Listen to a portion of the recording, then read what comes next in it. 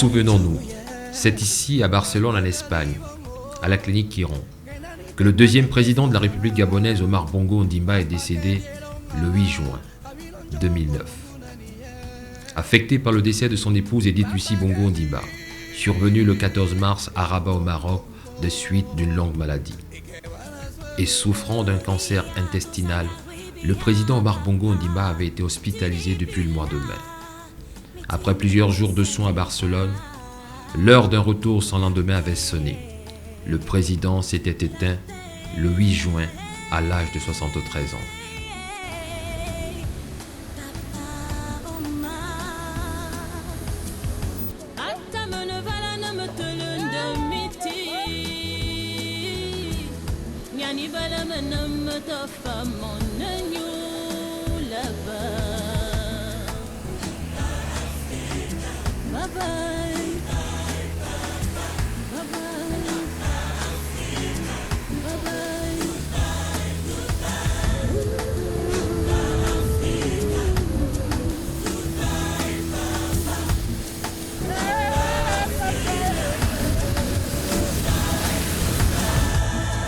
Otwiruli ukubale tata, otwiwandi ukubalia.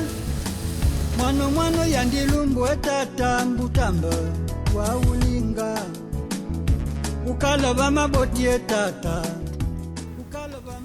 Souvenons-nous, à Libreville, capitale gabonaise, les autorités avaient décrété un deuil national de 30 jours. Jamais de mémoire d'homme, le pays n'avait connu une telle atmosphère. Les Gabonais étaient comme dans un état de choc. Pas simplement parce que, pour la plupart d'entre eux, c'est le seul chef d'État qu'ils avaient connu, mais parce que tout le monde reconnaissait les qualités de cet illustre fils du Gabon et de l'Afrique. Le 11 juin 2009, retour de la dépouille du président Omar Bongo Ondimba à Libreville, à bord de l'avion du roi d'Espagne.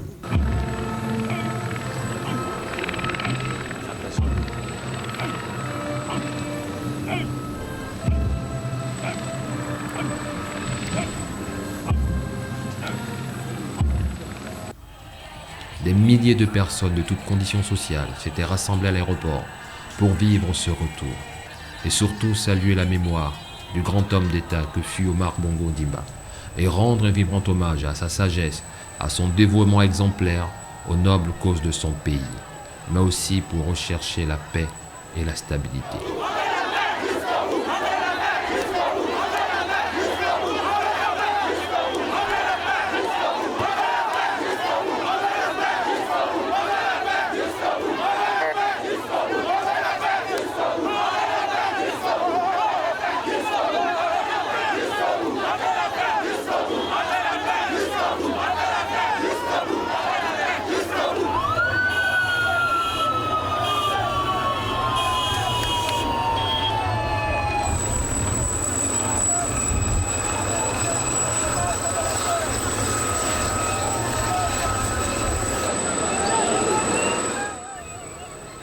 Libreville, réputée en Afrique centrale comme capitale dynamique, semblait comme figée dans le temps.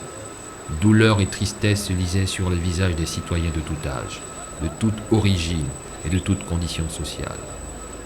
Souvenons-nous, le cortège funèbre s'était ébranlé à travers la ville pour rejoindre le palais de la présidence, où des hommages et dépôts de gerbes ont eu lieu pendant plusieurs jours.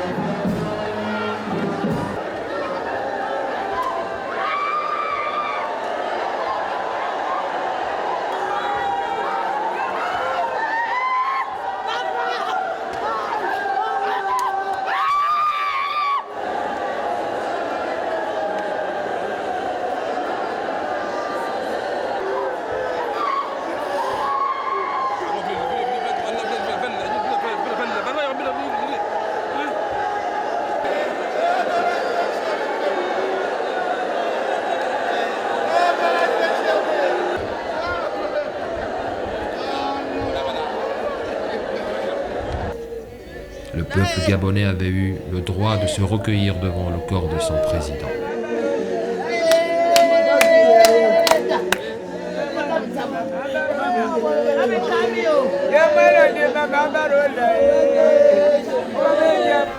C'était la première fois que la cour du palais présidentiel avait été prise d'assaut par des milliers de compatriotes anonymes. Tous se sont inclinés devant le cercueil placé sous une chapelle ardente. Durant ces jours de deuil, il fallait à chacun beaucoup de patience pour y entrer ou encore sortir. Souvenons-nous, les obsèques officielles se sont déroulées sur plusieurs jours. Parmi les invités de marque annoncés, l'ancien président français Jacques Chirac et son successeur Nicolas Sarkozy. Les présidents Paul Biya, Denis Sassou Nguesso, Teodoro Obiang-Nguema, Idriss Déby Itno, François Bozizé, Thomas Yahi Boni et plusieurs autres chefs d'État et de gouvernement. Du beau monde pour accompagner Omar Bongo Ondimba dans son dernier voyage.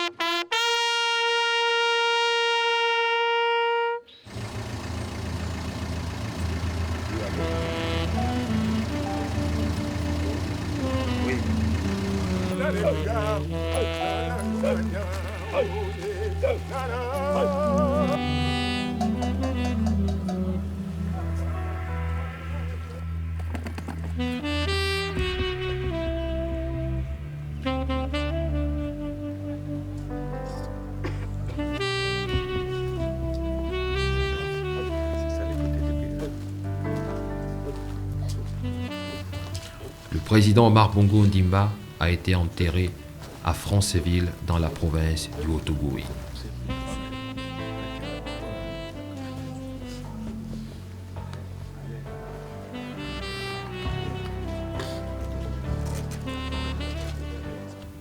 Souvenons-nous, le président Omar Bongo Ondimba était un homme d'État, un homme de haute stature et d'une grande sagesse, qui avait toujours voué à la famille gabonaise et au peuple africain des sentiments affectueux de grande estime.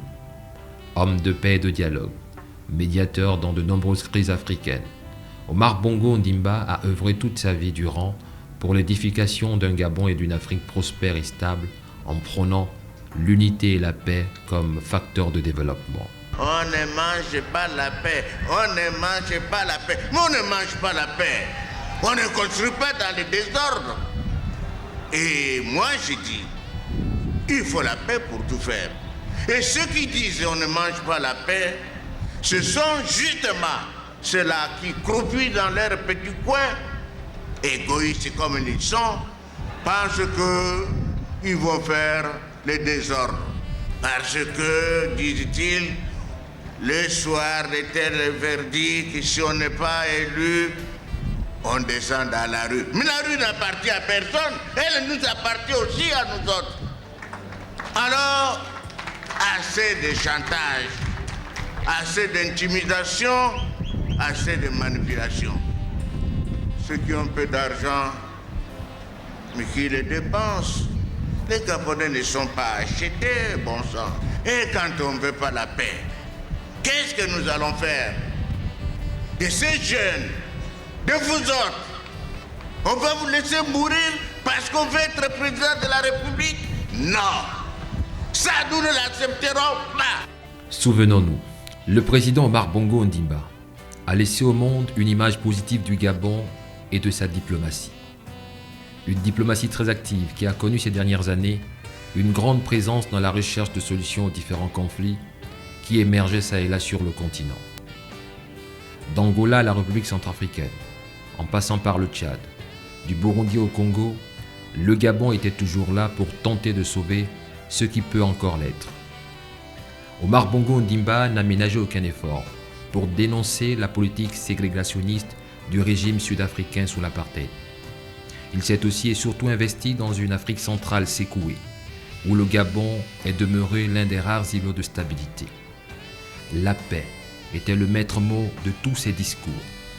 Le président Omar Bongo Ondimba invitait ses compatriotes à la paix.